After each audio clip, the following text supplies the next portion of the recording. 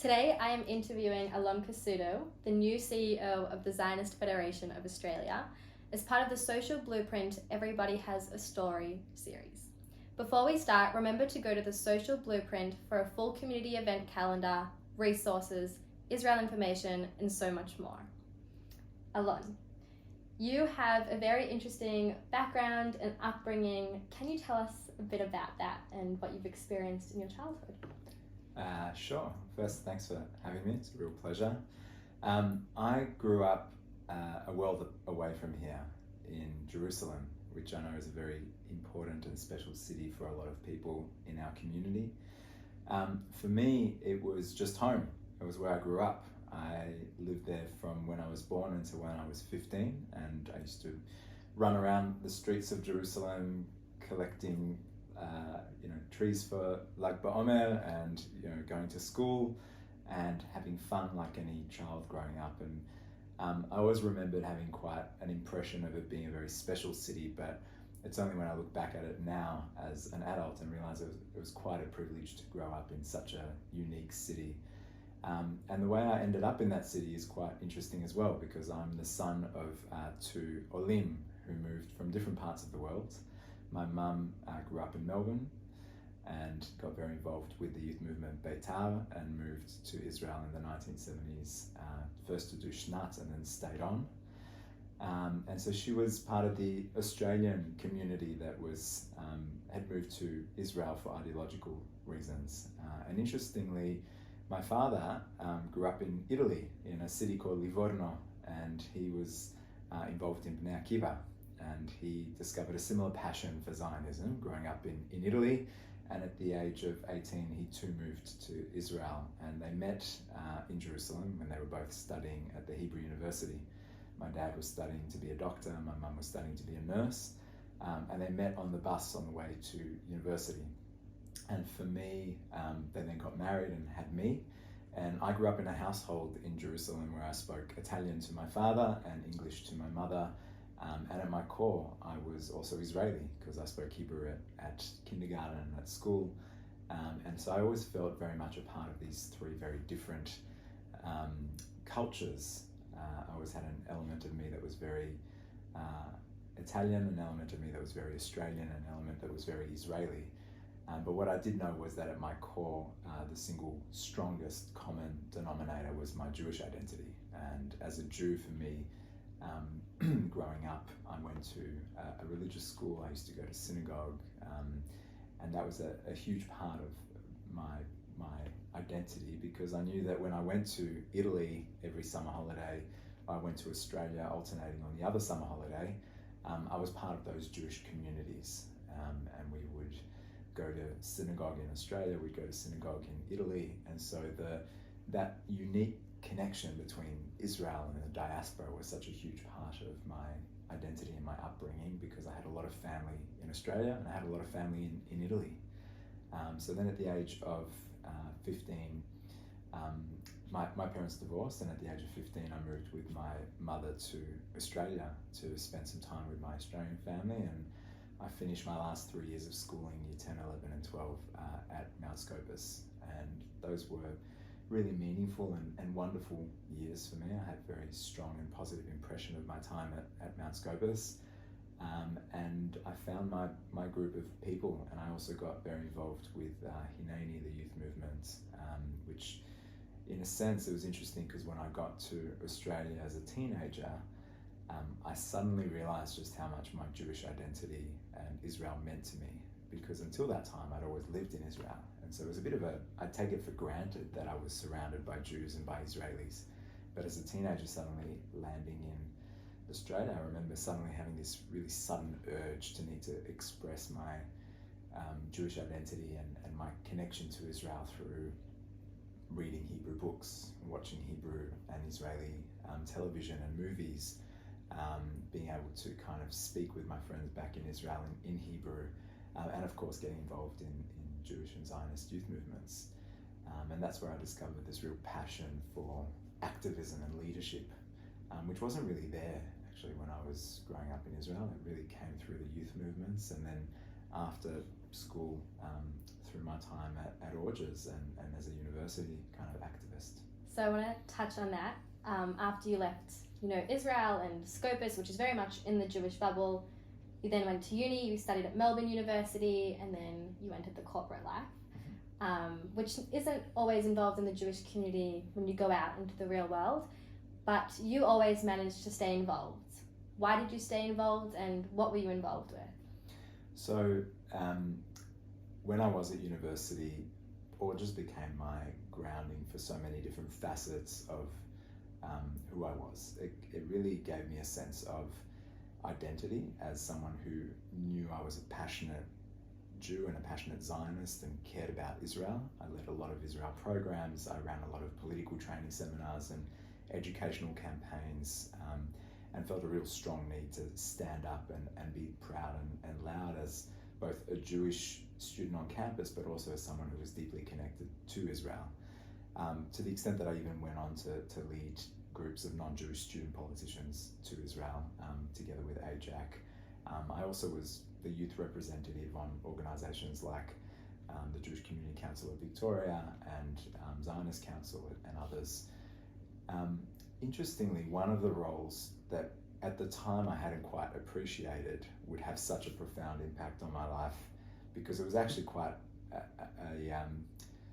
a harmless role, was when I used to volunteer as a student to hand out name tags at the Australia-Israel Chamber of Commerce events. And if you go to these events, you've basically got 1,000 different business people and dignitaries who come together for a very impressive lunch to hear from a keynote speaker who's usually a Prime Minister or a CEO of one of the major corporations in Australia. And there are these, teenagers or university students who are handing out name badges, and I was one of those. And I remember looking around that room thinking, this is an incredibly impressive group of people who have come together from all different industries to hear unbelievably impressive speakers under the auspices of promoting trade between Australia and Israel. And really, if we're going to talk about strengthening Israel as so much more than just a headline in the news or a place to go for holidays, but actually a thriving economy that Australia could benefit from, and a innovative ecosystem that has so much to offer some of our top corporations, the AICC was doing some phenomenal work in that space. And I'd hear about these 30, 40, 50 missions that the AICC was sending every year of Australian business leaders to Israel. And I thought, this organisation is quite remarkable. And I think it's incredibly well known within the business circles, but it's not necessarily that well known within our community. And the other thing that I noticed was when I looked around that vast room with thousands of people, everyone, and I'm going to be polite here, was fairly mature. And so what I saw was an opportunity to create a young and dynamic division of the Australia-Israel Chamber of Commerce that basically targeted the same mission of creating bilateral trade and interactions between Australia's business community, not just the Jewish community, but the wider business community and Israeli startups and Israel's innovative ecosystem, but for a younger audience. So when I graduated from university and started my career as a lawyer, I remember feeling this need to do something in the community, and together with a hand group of other really awesome and inspiring young leaders, we basically set up the Young Australia-Israel Chamber of Commerce. At the time, it was called the Young Business Forum. We then rebranded to the Young Australia-Israel Chamber of Commerce. And our very first speaker was Evan Thornley, who at the time was the CEO of Better Place in Australia. And that was the Israeli electric car company that was known as one of the greatest kind of successes and then failures in the Israeli startup system. It was, at one point, it built up to a multi-billion-dollar valuation. It was going to be kind of, at the time, it was basically the original Tesla, but then through a series of bad management decisions, that business ended up not progressing or not succeeding. But Evan and I are still friends until today, and we then went on to have an amazing decade, really. I was the chairperson for the next 9 years, and the organisation hosted Julia Gillard. We had Shane Elliott, who was CEO of ANZ. We had a range of different kind of CEOs of major corporations who all came and spoke to our audience. But we also ended up building quite an amazing community of both Jewish and non-Jewish young professionals. And we had programs, we had mentoring programs, which were quite innovative. We were the first to create the mentoring triads, we'd call them, where we had a senior professional, a young professional, and a university student from Orges, who together created a kind of really powerful, intimate grouping. And that mentoring program is now, I believe, in its 12th or 13th year, because it's been running since 2012. So quite a remarkable program that's had a really meaningful impact on a lot of people. We had leadership programs. We even sent missions to Israel of young professionals, and that for me was my continuation of my activism from youth movements to Orges, and then in the professional world, a connection that continued on.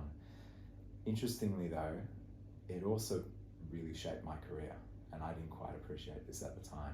That involvement with the Young Australia Israel Chamber of Commerce is the reason I took some of the choices I did and ended up having a remarkable career, working with some really inspiring leaders in management consulting, and some of the most meaningful experiences I had. So it sounds like you've done a lot in such a short amount of time.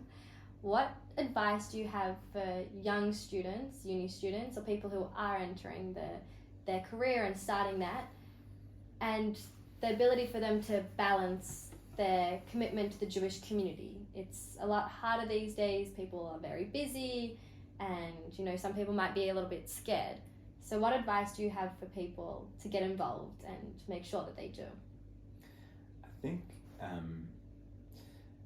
the starting point is that I truly believe that you get back what you put in, and then some. So I think there is often a perception in life that you can give of yourself when you've got capacity and when you've got time. And what I'd say is that capable people, purposeful people find time for the things that matter to them. And so in that respect, understanding who you are and what's important to you and what you're about and what drives you and motivates you is incredibly powerful. Because if you take the time to say, well, this is what fills my bucket, this is what gets me out of bed in the morning, this is what I get excited about, then that is something that taps into a discretionary energy and ability that you don't get if you're just going through the motions. But the other part is it might seem to you for some time like you're putting a lot in and you're not quite sure what you're getting in return, but actually it comes back tenfold. And I saw that because when I was at Orges, I was extremely involved for 4 or 5 years, and then I wasn't quite sure what I'd do in my career or where I was going to go next. And I thought, all of this energy, if I just dedicated it to studying more and getting better marks or doing more in the professional world, maybe that would have helped me. Well, actually, now that I've got the benefit of looking back 20 years, I got way more than I ever put in, including the very role I'm in now. Similarly with the young ARCC, at the time I put a lot of effort in, and I knew that I was frustrated in my career as a lawyer. That wasn't really my passion, and I didn't quite know where to go next. It was through mentors that took me under their wing in the young AICC, and through relationships that I built and people who challenged me and supported me to find who I was, and eventually offered me career paths I didn't even know existed, that I'm now where I am. So I'm eternally grateful that firstly I didn't expect a quick return on those investments and those deposits I was making in relationships and in the community, and secondly that I had the right people around me who saw something in me I didn't always see in myself. So my message to anyone getting involved in the community is, not only do you get back what you put in, but there are infinite opportunities to make an impact that are aligned to what you're passionate about and your skills lie. You spoke a lot about your role in the corporate world and how, you were a lawyer for a little bit and then you went on and did other few amazing jobs. What made you decide to leave that and come now work at the ZFA and take on such a big role at such a young age as well? I guess I look younger than I actually am, because I don't think I'm that young, but I appreciate it. You can edit that bit out. I think something quite profound has happened to our people post 7th of October. And I think the world has changed forever for us. I think two very powerful things have happened, both of which mean it's more important than ever to have a real clarity of purpose and identity and strength within our community and our people. The first thing that's happened is that there are a lot of Jews in Israel and around the world and in our community here in Australia that for the first time in decades have realised just how much their Jewish identity means to them and just how much Israel means to them. This profound sense of it is a part of me that I cannot extract. It's a part of me that is integral to who I am, how I see myself, how I see the world. And when Israel or the Jewish people are hurting, it hurts me personally and physically. And because of that, there is an emotional commitment and a unity and a strength and a resurgence and reawakening of Jewish identity in our community that I don't think any of us have seen in our lifetime. And so that is this one very powerful surge of strength that as leaders in our community, we need to be able to channel, we need to be able to really wrap our arms around and say, how do we maintain this and make something really meaningful of it? On the flip side of that, I don't think it's ever, I think it was relatively easy to be a Jew in Australia until the 6th of October, and I think it's gotten a hell of a lot harder to be a proud Zionist and a Jew in this country because we've seen some elements that have reared their head that I think a lot of us were surprised to see. We didn't quite realise how much was bubbling under the surface in terms of hatred towards Israel, anti-Semitism, a real sophisticated and well-orchestrated campaign to silence Israel's supporters and Jewish voices. And in some parts it's succeeding because we're seeing a lot of silence from a lot of people we expected to speak up, whether that's government or police or representative bodies in the creative industries or the corporate world. And so all in all, I think you've got this unusual dynamic where there's never been more passion for Jewish identity and for connection to Israel, and it's never actually been more challenging in our lifetimes in Australia to speak up for Israel and be a proud Jew and a proud Zionist. So what that means in combination is that there's a need for some really intentional strategic thinking as a community, a strength in building the antidotes to those things. And the antidotes to me come in building a very strong Jewish identity across our community through the touch points that we know work and the touch points that the ZFA is responsible for, like connection to Israel through Israel programs, like our Jewish youth movements and Zionist youth movements that are so incredibly important with shaping Jewish identity of thousands of kids, through our Jewish day schools and partners like UJEB, who we know are shaping Jewish identity through education, and we're integrated into through our shlichim, who come here in order to be the informal educators and the representatives of the State of Israel, and bring so much knowledge and connection. And also through the pinnacle of, I think, the Zionist movement's aspiration, which is to support and promote Aliyah. There are roughly 200 Australians every year that decide to make Israel their home, and they tend to be some of our the greatest leaders within our community. And so I think when I think about what does that mean for me in the role, and what does that mean for the mission that we have, it's we need to be able to think big. We've always been a people of great ambition and people with great vision and dreams, and I think the next decade is incredibly important, because the 7th of October was a line in the sand, and the decade that we build has to be one of strength, of unity, of a real clarity of how we build Jewish identity in connection to Israel, how we advocate for our people through relationships with those allies and stakeholders that matter, whether that be in politics or in media or other communities, Christians, Hindus, creatives, corporates, sporting bodies. I think it is on us as a community to recognise that our destiny and our strength is in our own hands, not in anyone else's, and no one else gets to define that for us. Well, we're very lucky to have you. And you've mentioned the fact that you've come at a very tumultuous time, only a few months after October 7th. How are you going to address the new rise in anti-Semitism, in Israel hatred, but also make sure to maintain the surge of proud Jewish identity for a lot of especially young people? What is your vision? How are you going to make sure that this continues?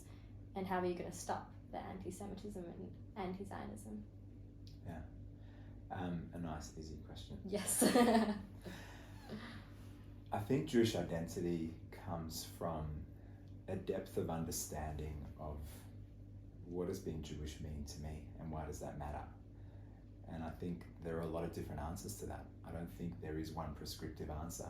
And what I think our responsibility is to actually create a space where people can explore that and find ways to manifest their Jewish identity in lots of different ways.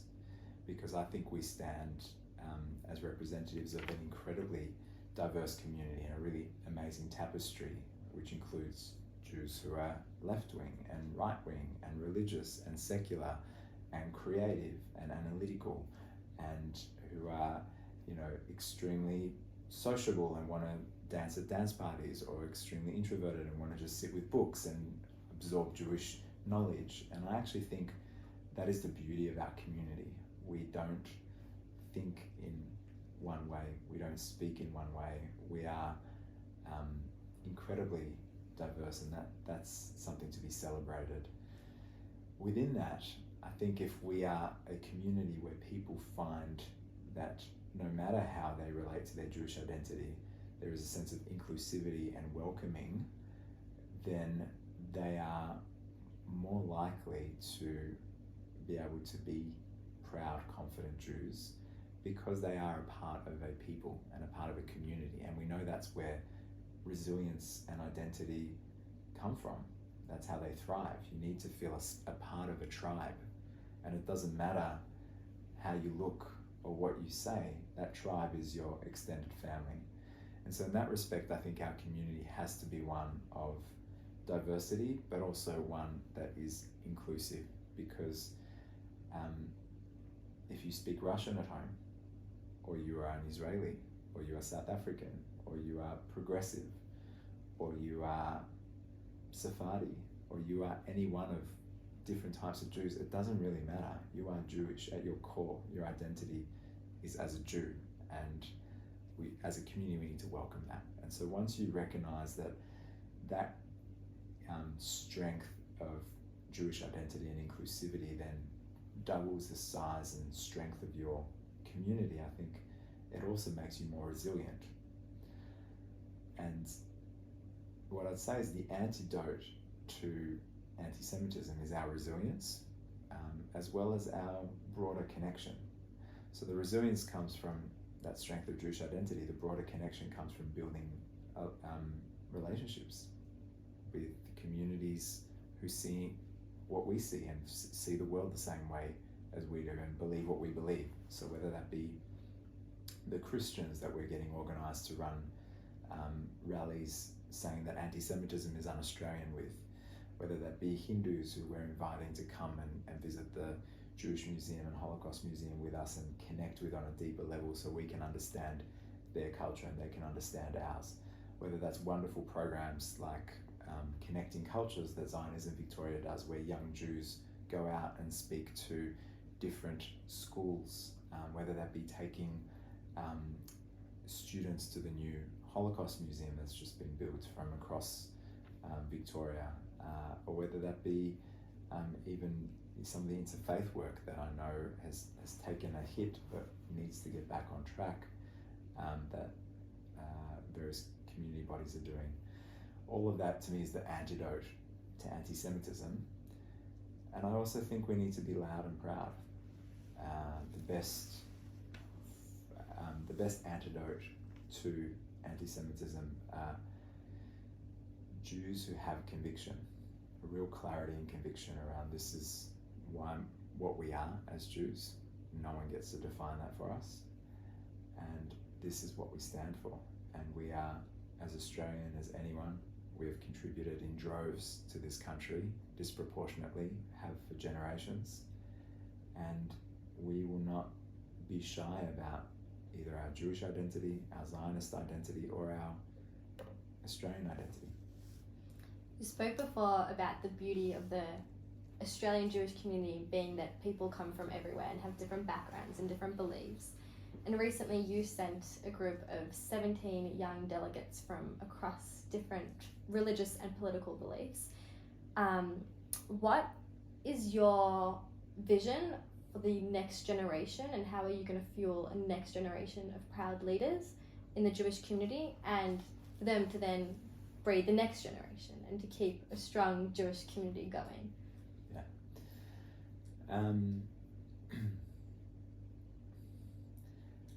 I think when you have a community like ours that has 120,000 people, our single most powerful way to have a disproportionate impact on Australian society is through leadership, by creating strong leaders who know what matters to them, who know how to affect change, who know how to live a life of purpose, who know how to build teams and movements and organisations that can make a real impact. And I think as a community, we've historically built some phenomenal leaders through the youth movements, through orges, through some of our community organisations. I think there's an opportunity for us to scale that up. And I think there's an opportunity for us to really say leaders who come from our community have been invested in enormously, and therefore the expectation of them is also quite significant. And that comes through connecting the right people with the right resources, setting them up to be able to develop those skills. The ZFA Young Leaders Mission is a phenomenal example of that. We took 17 leaders who represented a really diverse range of different political and religious views, and we said to them, you represent our very best in our community. You represent the who's who of the Australian Jewish community from across Australia and actually New Zealand as well. And over the next 20 years, you are going to be the ones who shape our community and beyond. And therefore, we want to invest in you. We want to send you to Israel to experience how the 7th of October has changed society. We want you to have the meaningful conversations and relationships with one another where you support and challenge each other. And we want you to maintain those relationships over the next however many decades and really believe in your capacity to affect change. So how do I see that playing out? Strategically, I see that as the ZFA investing in the unique areas in which we're placed. We are really the custodians of that next generation. So through the Australian Zionist Youth Council, that is a part of the ZFA that is responsible for leadership development across the different Zionist movements, through orges, which we know are doing some phenomenal work all across Australia and New Zealand, and how we can set them up to be able to invest more in leadership and develop more. through the Dilla Teen Fellowship, which I know you're a graduate of, and some of our best teens go through. We now have over 200 of the best of our community who've gone through the Dilla Teen Fellowship. What would that look like to expand that even more and make the most of that alumni network? But also thinking about the 400 odd young Jews that we send on Israel programs every single year. I mean, what an amazing opportunity to take these people who've had a life-changing experience and give them something more to be able to channel that new found passion for Israel into something meaningful. So in all, I think we know what creates great leaders, and that is people who not just understand what they're about and what they stand for and their purpose, but can also create followership and can execute and make a difference. And I think being able to give both the clarity of who you are and what you're about with the tools to be able to lead is our responsibility. And how can you tap into the young people, the younger generation that might not be so involved and might not be involved in August or AZYC or Dilla? How can you tap into them and make sure that they're a strong and proud Zionist? I think it's a really good question. I think our community has always been challenged by those who may have one foot in, one foot out. And I come back to two things. That firstly, if people are uninspired to get involved, you get to ask one question, and that is, who am I being as a leader that I'm not inspiring them to want to get involved? And so great leaders bring other great leaders along and bring great followers along and create great movements. So I think it's on us to create people in our community who are inclusive, who are welcoming, who set others up for success and to be the best version they can be. And ultimately, if there are a lot of people who are uninvolved, we get to do some analysis. What's going on within our organizations, amongst our leaders, that people are not feeling compelled to want to get involved. So that's part one. And the second part is, I think part of it is us being able to tell our story better and give people space to explore what their story is. Because by virtue of telling our story, and this is why Judaism matters to me, I know that for generations, wherever Jews have gone, they've been set up for success because they've had some core principles. They've invested in understanding what's important to them in education, in their families, in their communities, in establishing the type of infrastructure wherever they land, in Australia, in South Africa, in Morocco, in Poland, in America, wherever they go, in Israel, wherever they go, they establish the type of structure that sets them up for success. And so within that, I think there's a question around how do we make sure that we tell that story effectively of why be Jewish? What does that mean to me? I know that for me, it gives us the best shot at a meaningful life. We build on these foundations of wisdom that are thousands of years old, but also set you up for an amazing life in the modern world. So why would I give up on that gift?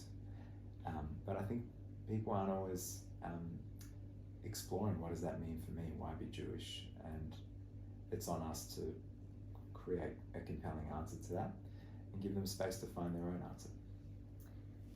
In 10 years' time, what would you like to say that you've achieved? How would you be able to determine your success at the ZFA? I would like a community that is thriving and stronger than ever, and more connected to Israel than ever, and that we would see that manifesting through the numbers of Australian Jews who are visiting Israel, who are proudly identifying as Jews and speaking up as Jews, who are going to our youth movements, who are sending their children to Jewish day schools or to UJED, who are proudly telling the story of why being Jewish matters to them and can articulate that in a way that is goes beyond the story of it's just my family, my community, but actually has a deeper sense of why. And if we were able to do that, then I say that would be a powerful legacy. And I think it depends on leadership. It all comes down to who are the people who we can, and it will take hundreds of leaders, thousands of leaders. It's not an individual leader, but who are the people that we build up that can create that movement and sustain it. Working with you, I know that one of your big things is cooperation, that you want cooperation within the ZFA team, but also within the Jewish community in general. Why is that so important to you? I think it's so important to me because I think our unifying purpose is so powerful, and what brings us together and what unites us is so much more than what sets us apart. And I think when times are good, we fragment and we fracture and we end up in silos. And when there's an external threat, we come together in an incredibly powerful way. And I'd love for us to stay together even when there isn't an external threat. But more importantly, I think we just achieve a lot more when you work as a team. And it's more fun and it's more impactful. And if you think about it, there's no shortage of work for our community to do. So I approach everything with a real abundance mindset, that it's not like there's a finite small number of tasks and a lot of people who want to do them. If anything, it's the opposite of that. There's a huge amount to be done, and we're a small community of 120,000, and therefore we need to be collaborative. We need to approach it with a sense of we're all in this together. And part of what I'd love for us to move away from is this sense of individual organizations have unique territories that they guard like they are a moat that can never be crossed. And actually, let's think about it as we are one community with a lot to do, and we are far more effective when we focus on purpose and impact than on logo and territory. You've been in the role now for a few months, 2 months around? 2 months. Yep. And a lot of things come under the ZFA. You mentioned a few: Masad, Birthright, Dilla, AZYC, all these different things. What are some of your achievements that you've accomplished in the past 2 months? One of my achievements I think I'm most excited about being able to see a very engaged and very motivated group of people starting to open their minds to what's possible. And I think I'm seeing that across our community. I'm seeing that across our affiliates and the leaders within our organisations across the community, and I'm seeing it within our ZFA team. I think there's an opening up of what do the next few years mean, and that we don't have to do things the way they've always been done. I think what that means is that there are people collaborating and picking up ideas and seeing that they've got permission to make those happen in a way that they may not have thought of previously. And that excites me because I don't think I've got all the answers. I don't think I've got the capacity to do everything I want to do, but I do think that together as a team, we can make amazing things happen. And most of the best ideas won't come from me. They'll actually come from the people that I work with. And so the ZFA Young Leaders Mission is a great example of that. It wasn't my idea. It wasn't. It was actually a group of people who came up with the idea, who made it happen. And all I did was support and tweak around the edges. And I think that's an example of one of my proudest early achievements that wasn't actually mine. It was the team's. So there are a lot of amazingly talented, high potential people within our community, and what I want to be known as is the leader who helped create space for them to thrive. Alon, you are a breath of fresh air. Seriously, incredible, and so humble and down to earth, approachable, with such amazing big ideas that can really make the community stronger and thrive even more. And I said it before, we are so lucky to have you in the ZFA and in our community in general. So thank you. Yeah. Thank you, and I feel the same. Ramona's one of my team members, and I feel immensely grateful to have Ramona as part of the team. And I think you're the future. And I know it kind of ages me when I say that, but So you're my mentor. You'll guide me there.